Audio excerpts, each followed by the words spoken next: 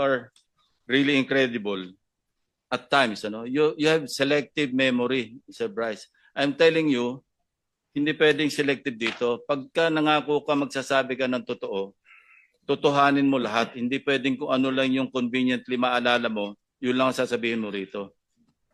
Hindi ka papasa rito. Ang daming tao rito eh. I'm warning you again. Alam mo, pwede ka naming i-detain dito hanggang sa ma-issuean ka ng warrant ng Sandigan Bayan. It will only take, what, 40 to 60 days. No?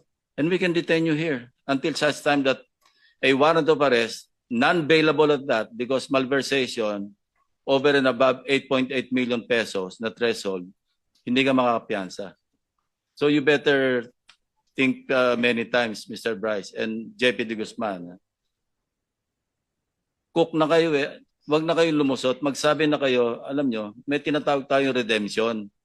Whether it's redemption here or redemption there, it's still redemption. So you better, mag-reflect kayo mabuti. That's my advice.